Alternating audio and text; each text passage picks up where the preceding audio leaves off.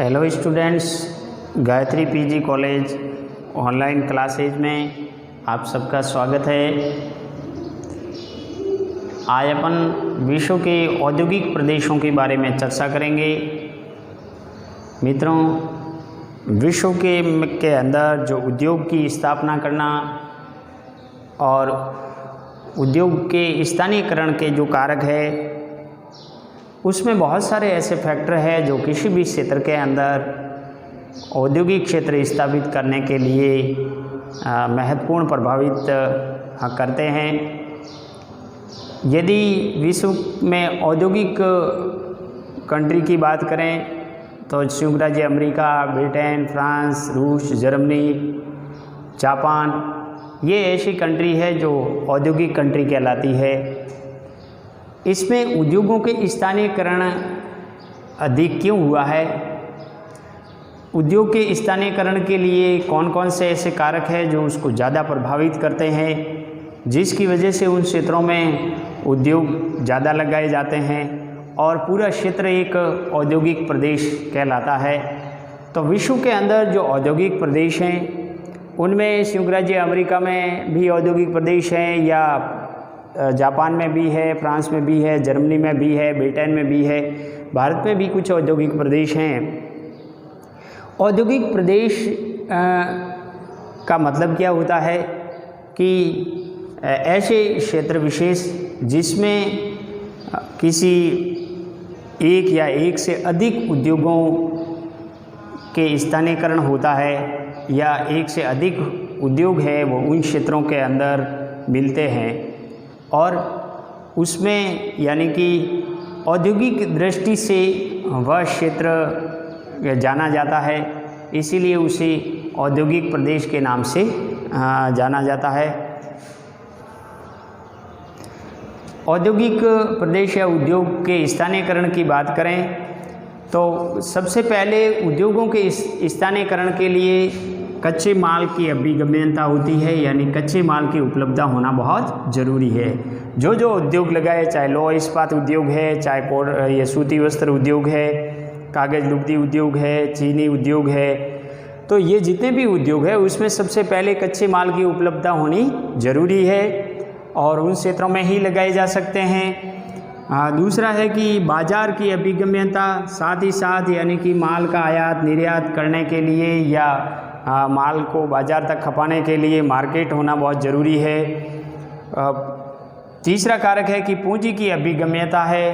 बिना पूंजी किसी भी उद्योग की स्थापना नहीं की जा सकती है, इसीलिए ज़्यादातर विकसित देशों के अंदर अधिक उद्योग स्थापित होने का रीज़न है कि वहाँ पूंजी की उपलब्धता रहती है। तो पूंजी के माध्यम से ही संसाधन जुटाए जा सकते हैं, तो पूंजी की उपलब्धता ज़रूरी है। चौथा है कि शक्ति के साधनों की अभिगम्यता होनी भी ज़रूरी है। पावर यानी कि पहुंच होनी ज़रूरी है। जो ऊर्जा संसाधन है उसके माध्यम से ही उद्योग, जो इंडस्ट्रीज होती है, वो सारे सिस्टम उनके द्वारा फॉलो होते हैं। इसीलिए इन औद्योगिक क्षेत्रों में मशीनों को चलाने के लिए शक्ति के संसाधन का व्यवस्था होनी ज़रूरी है। पर्याप्त विद्युत की व्यवस्था होना ज़रूरी है। बिना विद्युत है वो यानी कि उद्योग की स्थापना नहीं की जा सकती है, और यदि की भी जा सकती है तो निर्बाध रूप से इसकी आपूर्ति नहीं होने के कारण वह उद्योग हमेशा यानी कि नुकसानदायक रहता है। इनके अलावा सूचना और प्रौद्योगिकी की जो अभिगम्यता है, सूचना और प्रौद्योगिकी, वर्तमान समय के अंदर जो सूचना टेक्निकल का ज़माना है, नवीन नवाचार और सूचना प्रौद्योगिकी के माध्यम से जो बदलाव है वो भी उद्योगों के अंदर ज़रूरी है, ताकि मार्केट में किसी भी वस्तु को बने रहने के लिए उसको समय समय पर मॉडिफाइड और प्रौद्योगिकी में बदलाव करना ज़रूरी होता है। इसके अलावा परिवहन की व्यवस्था होनी चाहिए। जो भारी उद्योग है उसके लिए जल परिवहन की व्यवस्था होनी चाहिए, रेल परिवहन है, सड़क परिवहन है। परिवहन की बेहतर सुविधा ही उद्योग को स्थापना करने में यानी मददगार होते हैं। इसके अलावा कुशल श्रमिक है, इनकी भी यानी कि सस्ते जो श्रमिक है वो पहुंच होनी भी ज़रूरी है, इनकी उपलब्धता बहुत ज़रूरी है। तो ये ऐसे कारक है। सरकार की जो नीतियां हैं, देश की अर्थव्यवस्था और सरकार की नीतियां हैं, ये भी उद्योगों की स्थापना करने के लिए मददगार होते हैं। ये भी सरकार की नीतियाँ उद्योग की स्थापना करने की दृष्टि से काफ़ी प्रभावित भी करती है। उद्योग की स्थापना करने के लिए बेवर ने एक सिद्धांत दिया था 1909 के अंदर, न्यूनतम परिवहन लागत का सिद्धांत। न्यूनतम परिवहन लागत का सिद्धांत के अनुसार बेवर ने कहा है कि किसी भी उद्योग की स्थापना उन केंद्र पर की जाती है जहां परिवहन की दृष्टि से न्यूनतम लागत आती है। अर्थात जहां परिवहन की दृष्टि से न्यूनतम लागत आती है वही न्यूनतम उत्पादन का केंद्र माना गया है। तो यानी कि उद्योग की स्थापना न्यूनतम परिवहन लागत को ध्यान में रखते हुए की जानी चाहिए, और यदि परिवहन लागत न्यूनतम आएगी तो वस्तु का उत्पादन लागत भी न्यूनतम आएगा। लेकिन सारे उद्योगों की कंडीशन अलग अलग होती है। कुछ भार ह्रास वाले उद्योग होते हैं। वेबर ने ऐसे माना है कि मान लीजिए शुद्ध कच्चा माल आधारित है, और शुद्ध कच्चा माल आधारित ये रॉ मटेरियल है, और इधर यानी कि मार्केट है, तो ये यानी कि मार्केट है। अब यदि ये स्थानीय भी है, ये जो कच्चा माल है वो क्या है, स्थानीय है, स्थानीय है, तो स्थानीय भी है और क्या है, शुद्ध कच्चा माल है, इसी क्षेत्र में मिलता है, और यहाँ यानी कि मार्केट है। तो इस कंडीशन के अंदर यदि कच्चा माल शुद्ध और स्थानीय है तो उद्योग की स्थापना मार्केट के पास में की जाती है, बाजार के पास में की जाती है, क्योंकि शुद्ध कच्चे माल के अंदर भार का ह्रास नहीं होता है, और एक बार यहाँ से यहाँ तक परिवहन की लागत आती है, इसके बाद के अंदर मार्केट में बेचने में इसकी लागत कम आती है। और यदि यानी कि दो कच्चे माल है, जैसे ये रॉ मटेरियल फर्स्ट और रॉ मटेरियल 2 है, और यहाँ मार्केट है, यहाँ पे मार्केट है, तो ऐसी कंडीशन में ये दोनों कच्चे माल है वो स्थानीय है या एक स्थानीय है, एक सर्वत्र सुलभ है, एक स्थानीय है और एक सर्वत्र सुलभ है। तो ऐसी कंडीशन के अंदर यानी कि मार्केट उद्योग की स्थापना बाजार के निकट ही की जाती है, बाजार के निकट ही की जाती है, क्योंकि एक सर्वत्र सुलभ है और एक स्थानीय है। यदि दोनों ही स्थानीय होते हैं तब यानी कि मार्केट या इनके पास में कहीं पे भी स्थापित किया जा सकता है। तो इस प्रकार इन्होंने कंडीशन रखी है। कुछ ऐसे रॉ मटेरियल होते हैं जो भार ह्रास वाले होते हैं, भार ह्रास वाले होते हैं, इसका मतलब है कि जिसके उत्पादन प्रक्रिया में उसका वजन कम होता है, और ऐसी स्थिति में उद्योग की स्थापना कहाँ की जानी चाहिए। मान लीजिए ये रॉ मटेरियल यानी कि फर्स्ट है और यहाँ पे यानी मार्केट है, लेकिन ये रॉ मटेरियल क्या है, भार ह्रास वाला है। अगर भार ह्रास वाला है और सर्वत्र सुलभ है, सब जगह मिलता है, यहाँ भी मिलता है, यहाँ भी मिलता है, तो उद्योग की स्थापना है वो मार्केट के पास में की जाती है। अगर भार ह्रास वाला यानी कच्चा माल है और ये स्थानीय है, एक ही जगह पे मिलता है, तब उद्योग की स्थापना बेवर के अनुसार कहाँ की जाती है, कच्चे माल के समीप की जाती है, कच्चे माल के समीप की जाती है। तो यदि भार ह्रास वाला और स्थानीय है तो उद्योग की स्थापना कच्चे माल के समीप की जाएगी, और भार ह्रास वाला और सर्वत्र सुलभ है तो उद्योग की स्थापना मार्केट के पास में की जाएगी। लेकिन दो भार ह्रास वाले कच्चे माल है, raw material first, raw material 2 है और मार्केट यहाँ पे है। यदि दोनों भार ह्रास वाले हैं और दोनों ही क्या है, स्थानीय है, ऐसी स्थिति के अंदर उद्योग की जो स्थापना है वो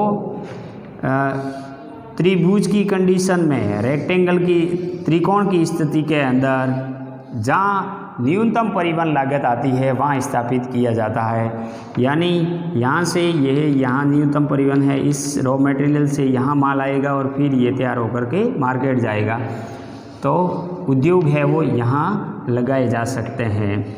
यदि दोनों कच्चे माल भार ह्रास वाले और स्थानीय है तो उसके लिए त्रिकोण की स्थिति वाली जो सिचुएशन है वो काम में लेनी पड़ेगी, तब न्यूनतम परिवहन लागत आएगी। तो इस प्रकार यानी कि बेवर ने उद्योग की स्थापना करने के लिए अलग अलग यह मापदंड दिए हैं, लेकिन सबसे महत्वपूर्ण आधार क्या माना है कि न्यूनतम परिवहन लागत जहाँ भी आती है वहाँ उद्योग की स्थापना की जानी चाहिए। अब इन्होंने न्यूनतम परिवहन लागत को मिलाने वाली जो रेखा है उसको आइसोडोपेन कहा है। आइसोडोपेन का मतलब होता है कि किसी भी यानी कि न्यूनतम परिवहन लागत के स्थानीयकरण बिंदु से हटने पर, मान लीजिए जैसे कि ये न्यूनतम परिवहन लागत के केंद्र है, ये न्यूनतम परिवहन लागत के केंद्र है और इस केंद्रों से हटने पर, इस केंद्रों से हटने पर जिन जिन बिंदुओं पर परिवहन लागत में वृद्धि होती है, इन बिंदुओं पर परिवहन लागत में क्या हो रही है, वृद्धि हो रही है, ये उतने मूल्य की क्या कहलाती है, आइसोडोपेन कहलाती है। ये उतने मूल्य की आइसोडोपेन कहलाती है। ये जो बिंदु है वो है न्यूनतम यानी कि न्यूनतम परिवहन लागत के केंद्र है, लागत केंद्र। तो स्थानीयकरण के जो न्यूनतम परिवहन लागत के केंद्र है उससे हटने पर जिन जिन बिंदुओं पर परिवहन लागत के मूल्य में वृद्धि होती है वो उतने ही मूल्यों को मिलाने वाली रेखा आइसोडोपेन कहलाती है। फिर क्रिटिकल जो आइसोडोपेन है, क्रांतिक आइसोडोपेन, ये क्या होती है कि इस आइसोडोपेन के किसी भी बिंदु पर यहाँ से यदि हटने पर इससे हटने पर जितने आइसोडोपेन की मूल्य है उतनी श्रम शक्ति के अंदर कमी होती है। जैसे यहाँ से हटने पर मान लीजिए 50 रुपये है, वो परिवहन लागत बढ़ा है, लेकिन इसके साथ साथ 50 रुपये श्रमिक शक्ति के अंदर क्या आई है, कमी आई है। तो श्रमिक यहाँ से ले जाने की ज़रूरत नहीं होगी, यहाँ मिल जाएगा। तो जब आइसोडोपेन के किसी भी बिंदु से हटने पर आइसोडोपेन के मूल्य के बराबर यदि श्रमिक शक्ति के अंदर कमी आती है तो उसे क्रिटिकल आइसोडोपेन कहते हैं, यानी क्रिटिकल आइसोडोपेन कहते हैं, आइसोडोपेन कहते हैं।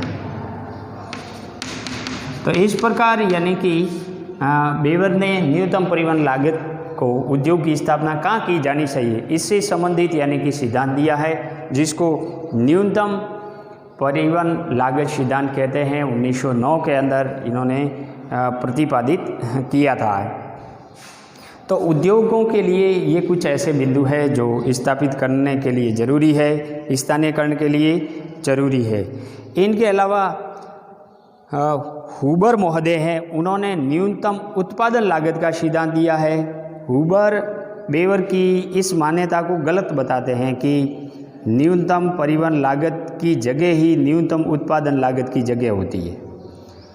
हुबर कहते हैं कि उद्योग का स्थानीयकरण 3 महत्वपूर्ण कारकों पर निर्भर करता है। पहला, कच्चे माल के जुटाने में परिवहन खर्च। दूसरा, तैयार माल को बाजार पहुंचाने में खर्च। और तीसरा है परिष्करण लागत, यानी उसमें जो मटेरियल बन रहा है उसके लागत, जिसके अंतर्गत श्रमिक मूल्य और तकनीकी लागत भी शामिल है। यानी हुबर कहते हैं कि उद्योगों के स्थानीयकरण के 3 महत्वपूर्ण कारक है, वो उस पर निर्भर करते हैं।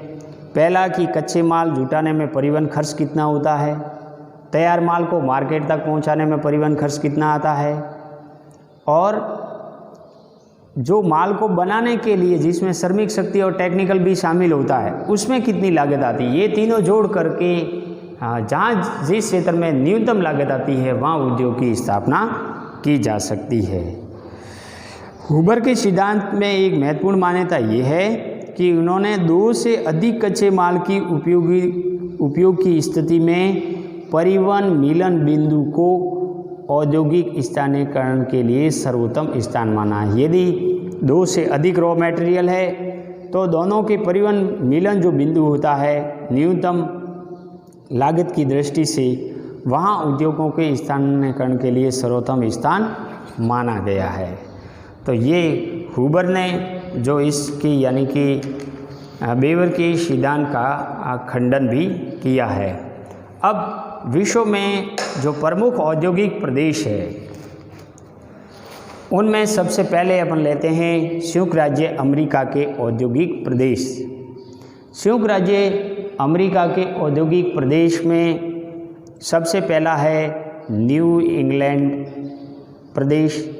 न्यू इंग्लैंड प्रदेश है ये संयुक्त राज्य अमेरिका में औद्योगिक विकास की शुरुआत इसी प्रदेश से मानी गई है और अमेरिका के अंदर औद्योगिक विकास की शुरुआत इसी प्रदेश से मानी गई है। प्रारंभ में यहाँ सूती वस्त्र उद्योग का विकास हुआ, परंतु वर्तमान में ये प्रदेश सूती वस्त्र के साथ साथ ऊनी वस्त्र, चमड़ा, मशीन और औजार तथा धातु उद्योग के लिए भी प्रसिद्ध है। पूर्वी न्यू इंग्लैंड क्षेत्र में वस्त्र उद्योग की प्रधानता रहती है, तो पूर्वी न्यू इंग्लैंड है वो वस्त्र उद्योग के लिए जाना जाता है। इसका केंद्र है वो बोस्टन है। इसके अलावा Providence, fall river, new Bedford आदि भी इस प्रदेश में सम्मिलित औद्योगिक केंद्र है। ये प्रदेश चमड़ा उद्योग के लिए प्रसिद्ध है। बोस्टन, लॉरेंस, लावेल ऊनी वस्त्र के प्रमुख केंद्र माने गए हैं। पश्चिमी न्यू इंग्लैंड में कनेक्टिकट घाटी के औद्योगिक प्रदेश आते हैं। यहाँ 2/3 से भी अधिक उद्योग धातु सामानों से संबंधित है। तांबे निर्मित वस्तुओं की दृष्टि से भी ये उद्योग महत्वपूर्ण है, जिसमें स्प्रिंगफील्ड, हार्टफोर्ड, न्यू हेवेल और न्यू ब्रिस्टल है वो तांबे की वस्तुओं से निर्मित औजारों के लिए या तांबे से निर्मित वस्तुओं की दृष्टि से प्रसिद्ध माने जाते हैं। स्थानीय इस न्यू इंग्लैंड औद्योगिक प्रदेश का जो स्थानीयकरण का जो आधार माना गया है वो है यूरोप से अप्रवासित लोगों के इसी क्षेत्र में बसने के कारण प्रारंभिक स्थानीयकरण का लाभ मिला। दूसरा जल विद्युत की सुविधा उपलब्ध होना और तीसरा है घने जंगलों से लकड़ी की सुविधा होना। ये ऐसे कारण है जो न्यू इंग्लैंड में औद्योगिक क्षेत्र का विस्तार के लिए जिम्मेदार जाने जाते हैं या आधार माने जाते हैं। अमेरिका का दूसरा औद्योगिक प्रदेश है जिसे कहते हैं मध्य अटलांटिक औद्योगिक प्रदेश। अमेरिका का दूसरा महत्वपूर्ण औद्योगिक प्रदेश है मध्य अटलांटिक औद्योगिक प्रदेश। इसे पूर्वी तटीय प्रदेश भी कहा जाता है। इसके अंतर्गत पूर्वी यानी New York, new Jersey, Pennsylvania, Maryland, उत्तरी पूर्वी वर्जीनिया आदि क्षेत्र सम्मिलित किए जाते हैं।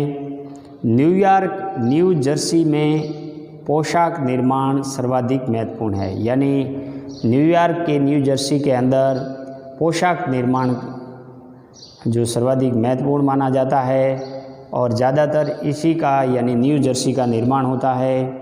संयुक्त राज्य अमेरिका की आदि पोशाक न्यूयॉर्क में ही बनती है, तो न्यूयॉर्क है वो न्यू जर्सी पोशाक के निर्माण के लिए प्रसिद्ध है और यूएसए की आदि पोशाक न्यूयॉर्क में ही बनती है। मैनहट्टन द्वीप पर हल्के उद्योग की प्रधानता है। इस प्रदेश में फिलाडेल्फिया न्यूयॉर्क के 50 संयुक्त राज्य अमेरिका का दूसरा सबसे बड़ा पतन है, जहाँ से यानी तैयार माल का निर्यात और कच्चे माल का आयात होता है। संयुक्त राज्य अमेरिका में सर्वाधिक जलयान का निर्माण डेलावेयर नदी के किनारे इसी प्रदेश में होता है। यानी मध्य अटलांटिक औद्योगिक प्रदेश में डेलावेयर नदी के किनारे जलयानों का निर्माण होता है। चेसापीक खाड़ी के तट पर बाल्टीमोर जो विविध उद्योग का केंद्र है और यानी अनेक प्रकार के छोटे छोटे अन्य उद्योग है बाल्टीमोर के अंदर। रिचमंड जो तंबाकू से बने वस्तु उत्पादन के लिए प्रसिद्ध है। रिचमंड है वो तंबाकू से बने उत्पादन के लिए प्रसिद्ध है। इसी प्रदेश के औद्योगिक विकास का जो मुख्य कारणों में जनसंख्या की सघनता होना, कुशल श्रमिक होना, बंदरगाह और परिवहन की पर्याप्त सुविधा महत्वपूर्ण मानी गई है। इसी वजह से मध्य अटलांटिक औद्योगिक प्रदेश का विकास हुआ है। तो मित्रों, ये जो औद्योगिक प्रदेश जो संयुक्त राज्य अमेरिका का है, संयुक्त राज्य अमेरिका में और भी औद्योगिक प्रदेश हैं जो अपन कल की क्लास में चर्चा करेंगे।